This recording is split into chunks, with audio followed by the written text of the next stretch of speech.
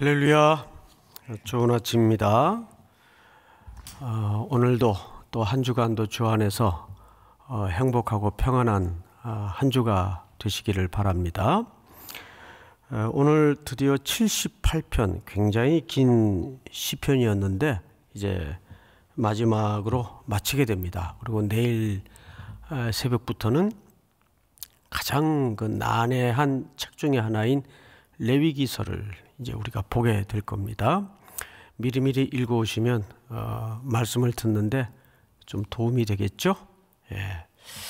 자, 오늘 78편 마지막 부분 56절서부터 한번 볼까요? 크게는 사실 두 부분으로 나뉘어집니다. 56절서부터 64절까지는 이스라엘 백성들의 타락이죠. 그 타락의 가장 근본적인 원인은 시편 78편 전체를 통해서 아주 그리고 자주 등장하는 단어가 표현이 기억치 못했다, 잊었다, 이런 표현들이 등장을 합니다. 몇 군데 한번 볼까요? 성경을 보시면 우선 시편 78편 9절을 좀 보십시다. 9절 78편 9절 에브라임 자손은, 사실 에브라임 자손은 다른 자손들보다도 지파보다도 그 분깃이 거의 2배입니다. 그 에브라임이라는 이름 자체가 또 그런 의미가 담아져 있어요. 그러니까 지역도 크기에 맞게끔 분깃을 많이 받았고 또 하나님께로부터도 은혜를 많이 누렸던 지파 중에 하나죠. 그런데 에브라임 자손은 무기를 갖추며 활을 가졌으나 어느 날에 물러갑니까? 전쟁의 날에 발을 뺍니다. 어쩌면 가장 선봉에 서서 전체 이스라엘의 지파를 대신해서 앞장서야 되는 지파임에도 불구하고 정작 가장 위기의 날, 전쟁의 날에 뒤로 물러갑니다. 그리고 이어서 10절을 보시면 그들이 하나님의 언약을 지키지 아니하고 그의 율법 준행을 거절하며 11절 한번 같이 읽어볼까요? 시작. 여호와께서 행하신 것과 그들에게 보이신 그의 기이한 일을 잊었도다. 네, 잊었다 그래요. 잊었다.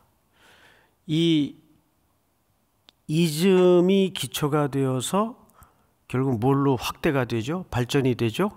하나님의 명령과 율법을 따르지 않는 삶의 불순종으로 확대가 되고 발전이 됩니다. 그리고 이들은 항상 하나님의 지난날의 은혜, 기적, 이런 부분들에 대해서는 마치 그 기억의 오류, 신드롬이라는 말이 있는데 항상 그 기억의 오류를 갖고 있어요. 실제 인간들도 그렇고 저도 그런 경험을 참 많이 하는데 분명히 거기 간 기억이 없는데 보면은 증거가 다 있어요. 갔다 왔다는 증거가 사진으로든지, 근데 기억에는 없어요. 또 반대의 기억의 오류가 또 발생하는 경우가 있어요. 틀림없이 안 갔다 왔는데 갔다 온 기억으로 자리 잡는 경우가 있고, 또 그 반대로 전혀 안 갔다 왔는데 갔다 온 것처럼 기억이 자리 잡는 경우가 있어요. 그러니까 사람의 기억은 믿을 만한 게 못 돼요. 그리고 우리 뇌가 형편에 따라서 자의적으로 기억을 조작하는 수도 있습니다. 실제 이런 실험들을 외국에서는 했죠. 합성된 사진을 가지고 너 어릴 때 몇 살 때 이 디즈니랜드 여기 갔다 온 거 기억나? 여기 사진 있잖아. 그러면 한 60%가 넘게 그 아이들이 안 갔다 온 애들인데 진짜 갔다 온 걸로 합성된 조작된 사진을 보고 갔다 온 곳으로 착각을 해서 실질적으로 갔다 온 얘기를 막 한대요. 그때 뭐 자기가 거기서 길을 잊어버렸고 막 잊지도 않은 얘기를 그렇게 소설을 쓰듯이 얘기를 한다는 거예요. 여러분, 이스라엘 백성들만큼 광야에서 하나님의 은혜와 기적을 체험한 민족이 이 지구상에 또 존재할까요? 그런데 그들은 늘 잊어요. 이 기억의 오류가 뭘로 확대가 되냐면 결국 하나님의 말씀을 준행하지 않는 방향으로 발전을 합니다. 그 대표적인 지파가 가장 은혜를 많이 경험한 에브라임 지파예요. 그리고 정작 그 수많은 은총의 내용들을 써먹어야 될 시간, 써먹어야 될 대상에 대해서는 정작 뒤로 물러나는 이런 불순종을 드러내죠. 또 한 군데만 더 볼까요? 22절, 78편 22절을 보시면 이는 하나님을 믿지 아니하며 그의 구원을 의지하지 아니한 때문이로다. 우리 23절 같이 읽읍시다. 시작. 그러나 그가 위의 궁창을 명령하시며 하늘의 문을 여시고 그들에게 만나를 비같이 내려 먹이시며 하늘 양식을 그들에게 주셨나니 사람이 힘센 자의 떡을 먹었으며 그가 음식을 그들에게 충족히 주셨도다. 그럼에도 불구하고 이들은 그 은혜를 모른다 그러고 기억하지 못하고 계속 광야에서 불평을 쏟아내요. 그 이유는 우리가 어제도 왜 일상이 설레임으로 바뀌어야 되는가에 대해서 말씀을 나누는 과정에서 잠깐 애굽의 삶의 체제, 애굽은 어떤 삶의 체제를 구축하고 있던 공간이었습니까? 무한 경쟁, 결과, 그리고 사람이 생존의 수단이 되는, 사람이 그냥 도구예요. 그런 체제에 한 400년가량을 익숙히 살다 보니까 그들은 그것이 자기들의 삶에 더 확실한 지지되고 기초고 삶의 원리로 자리 잡았단 말이에요. 그래서 우리는 항상 이렇게 반복해서 아침을 깨우고 하나님 앞에 나와야 되는 이유가 뭐냐 하면 자꾸 잊으니까 우리의 세포가 하나님의 약속과 구원을 향한 그분의 열심을 자꾸 잊어버리니까 잊을만 하면 또 집어넣고 잊을만 하면 또 집어넣고 그렇게 해서 우리를 하나님의 성품과 하나님의 말씀으로 계속 들이밀고 다져야 돼요. 그래야 겨우 이 무한 경쟁의 자본주의 체제에서 세속의 가치에 떠밀리지 않으려고 아둥바둥하면서 살아가는 우리들에게 쓸려가지 않도록 하나님의 말씀이 우리를 지켜주는 겁니다. 그래서 오늘 본문으로 넘기면 56절을 다시 볼까요? 그러나 그들은 지존하신 하나님을 시험하고 반항하여 그의 명령을 지키지 아니하며 그들의 조상들 같이 배반하고 거짓을 행하여 속이는 활같이 빗나가서 그랬어요.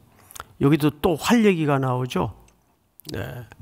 에브라임은 활을 갖추고 무장을 갖추었던 하나님이 많은 것을 허락했던 족속이었음에도 불구하고 정작 전쟁의 날에는 뒤로 물러갔던 이스라엘을 대표하는 족속이었습니다. 근데 여기 보면 속이는 활 같이 그랬어요. 여러분, 속이는 활이라는 것은 이 활을 어떻게 만들죠? 활이 있고 활을 묶는 활줄이 있죠. 줄. 예, 이 줄이 팽팽히 묶여져야 될까요? 느슨하게 묶여져야 될까요? 예, 팽팽히 묶여져야 그 반동의 힘으로 거기에 살을 걸어서 목표물을 향해 쏘면 쌩 하고 목표를 향해 살이 날아가 꽂히겠죠. 근데 속이다라는 말은 무슨 얘기냐면 느슨하다, 태만하다. 그러다 보니까 이 살이 활에 걸려서 쏴봐야 목표물까지 못 나가거나 빗나가요. 죄가 뭐죠? 하말티아. 죄라는 것은 관역에서 못 미치거나 빗나갔다 그 뜻이에요. 속이는 속이는 화살. 그러니까 느슨해서 화살이 거기까지 못 가는 거예요. 목적지와 목표물까지 맥이 없어가지고 힘이 붙이질 못해서. 근데 이 표현을 왜 하는지 아세요? 이것은 우리 몇 절을 보시냐 하면 성경을 잘 보십시다. 37절 한번 볼까요? 37절. 여러분 한번 같이 읽어보십시다. 37절 시작.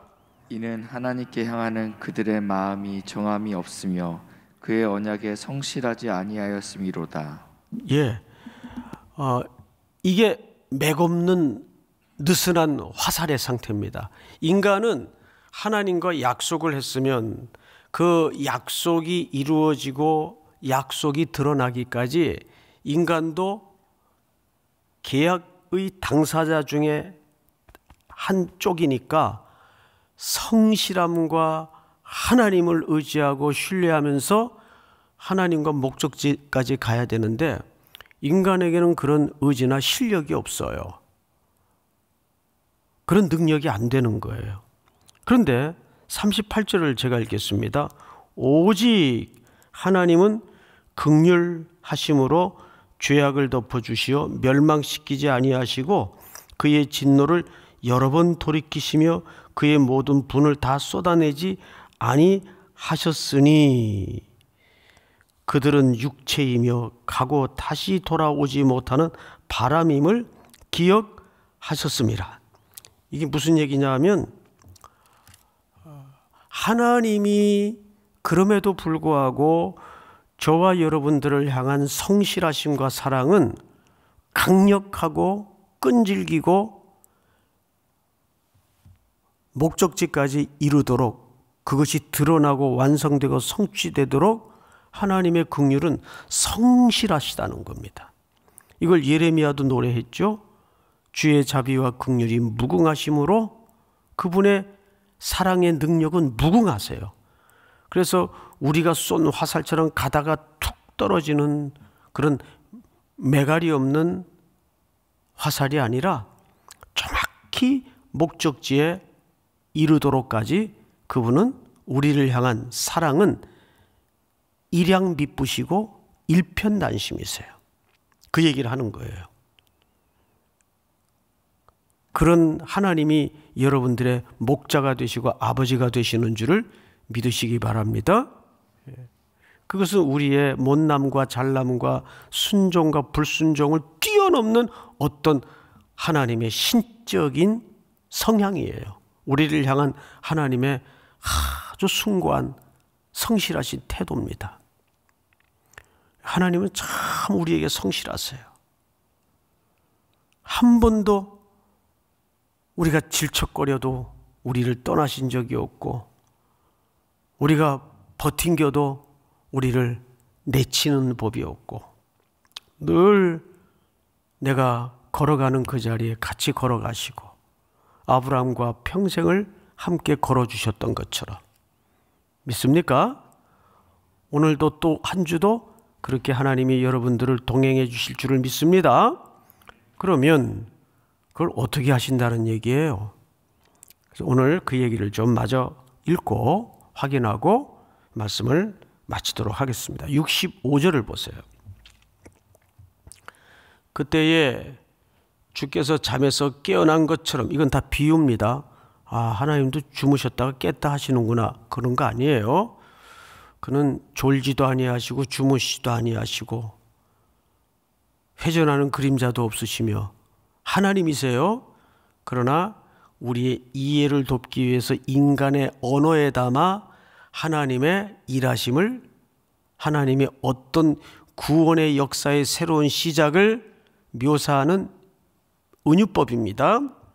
그때 주께서 잠에서 깨어난 것처럼 포도주를 마시고 고함치는 용사처럼 일어나사, 우리를 둘러싸고 우리를 무너뜨리고 있는 원수의 세력들을 향해서 하나님은 마치 잠에서 깨어나 포도주를 마신 용사처럼, 여기 포도주라는 것은 단순히 술의 개념보다는 어떤 그 활기찬 용사의 모습을 포도주라는 이미지에 담아서 설명을 하는 거예요. 아니, 포도주 마시면 취할 텐데, 그런 의미가 아니라 하나의 문예적 표현으로 받아들여야 됩니다. 포도주를 마시고 고함치는 용사처럼 일어나사 그의 대적들을 쳐 물리쳐서 영원히 그들에게 욕되게 하시도다. 또 요셉의 장막을 버리시며 에브라임 지파를 택하지 아니하시고 오직 유다 지파와 그의 사랑하시는 시온산을 택하시며, 이 시온산은 예루살렘에 있는 곳이죠. 빼앗겼던 법궤가 다윗이 왕이 되자마자 제일 먼저 한 일이 뭐죠? 그 법궤를 예루살렘으로 옮긴 일입니다. 이 표현들이 왜 등장하냐 하면 결국 하나님께서 다윗의 자손을 통해서 그 구원을 이루시겠다는 암시를 이 표현 속에 담아내고 있는 거예요. 그럼 다윗의 자손이면 누구를 통해 하나님의 그 성실함과 일관성과 나를 향하신 사랑을 완성하시겠다는 얘기가 되죠? 그리스도. 다윗의 자손 그리스도. 성경을 다시 보십시다. 그의 성소를 산의 높음같이 영원히 두신 땅같이 지으셨도다. 또 그의 종 다윗을 택하시되 양의 우리에서 취하시며, 다윗이 목동이었죠. 그래서 양의 우리에서 다윗을 선택하세요. 다음 절 71절 시작. 전양을 지키는 중에서 그를 이끌어내사 그의 백성인 야곱 그의 소유인 이스라엘을 기르게 하셨더니, 이에 그가 그들을 자기 마음의 완전함으로 기르고 그의 손의 능숙함으로 그들을 지도하셨도다. 바로 이 다윗의 자손을 통해 오실 우리의 참 목자 되시는 예수 그리스도. 다윗은 모형이죠. 목자지만 오실 참 목자의 모형이란 말이에요. 그 다윗의 자손을 통해서 예수님이 오셔서 우리를 양떼와 같이, 두 가지 설명을 하는데, 능숙하게 완전하게 우리를 먹이시고 기르시는 하나님, 우리의 목자 예수 그리스도. 오늘도 그분이 여러분들을 능숙하게 완전히 인도하실 건데 우리가 그런 참 목자와 하루를 동행하려면 우리에게 유일하게 한 가지 책임이 있죠. 뭘까요? 유일한 한 가지 책임. 그 목자를 철저히 의지하고 순종하고 따르는 것만이 그 온전한 돌보심과 능숙한 돌보심 안에 들어가는 길임을 믿으시기 바랍니다. 지난 토요일 날 한국 최고의 지성인 이어령 박사님이 89세 일기로 하나님 나라에 가셨죠. 그분은 원래 기독교인이 아니었는데 그 딸이 그 목사님이셨어요. 그 딸의 위암 투병 과정을 지켜보면서 또 딸의 유언을 따라서 나중에는 기독교인이 되었죠. 그래서 그 유명한 책 중에 지성에서 영성으로라는 책이 있고, 또 한 2년 전에 나온 책 같은데 마지막 수업이라는 책이 있어요. 제가 마침 2월 중에 제 서재에 꽂혀 있던 그 마지막 수업이라는 이 책은 그분이 직접 쓴 책은 아니고 김지수라는 그 인터뷰하는 글 쓰는 분 같아요. 그분이 직접 인터뷰를 하면서 만든 책입니다. 그 속에 그 이어령 박사에 대한 얽힌 많은 일화들이 소개가 되는데, 이어령 박사님이 평소에 인생의 굵은 삶의 기초처럼 붙들고 있었던 유명한 라틴어가 하나 있어요. 여러분, 라틴어 경구 중에 3대 라틴어가 있죠. 혹시 아세요? 하나가 메멘토 모리, 이 죽음을 기억하라, 이 말을 늘 평생의 경구로 그분은 붙들고 살았다 그래요. 죽음을 기억하라. 이 말은 라틴 말인데 사실 이어령 박사님이 처음 한 얘기는 아니고 아주 유명한 얘기죠. 메멘토 모리, 죽음을 기억하라. 또 다른 표현으로는 당신은 반드시 죽습니다, 이런 뜻이거든요. 이른 아침부터 왜 죽음을 얘기하는가? 사실은 삶을 얘기하기 위해서 죽음을 얘기해야 됩니다. 그 글에 보면 죽음을 고민하고 어떻게 해야 잘 죽을 것인가를 기도하는 자만이 현재를 충실하게 잘 살 수 있다라는 표현을 써요. 사실 이 말은 그 알렉산더의 부친 필립 2세가 그 자기 종에게 부탁했던 경구였습니다. 그 담당하는 종이 있었어요. 내가 아침에 눈을 뜰 때마다 대왕이시여, 그대는 반드시 죽습니다. 항상 죽음을 기억하고 살라는 거예요. 그 말은 어쩌면 굉장히 성경적인 가치가 담아진 말입니다. 오늘 하루가 내 인생의 마지막 날처럼 살 수만 있다면 우리는 내가 만나야 되는 사람들, 감당해야 되는 일들 최선을 다해서 최고의 것으로 성실하게 살아낼 수밖에 없습니다. 오늘도 우리의 참 목자 되시는 그 예수님의 완벽한 가이드와 능숙한 인도를 따라서 여러분 걸음걸음이 일상의 설레임으로 기대되는 소중한 하루가 될 수 있기를 주의 이름으로 축복합니다. 우리 다 같이 한번 기도하겠습니다. 늘 오늘이 내 인생의 마지막 날처럼 살게 하시고 우리의 참 목자 되신 예수 그리스도의 완전한 기르심과 온전한 능숙한 안내를 따라 하루를 그분과 걸어가는 설레이는 일상이 될 수 있도록 붙잡아 주시옵소서. 또 우리 삼일교회 공동체와 또 나라의 큰 대사를 앞두고 또 전 세계의 포염이 가득한 분쟁의 현장을 위해서 우리 간절히 기도하시다가 일어서는 새벽이 되기를 바랍니다. 기도하겠습니다. 사랑하시는 하나님 아버지, 감사합니다.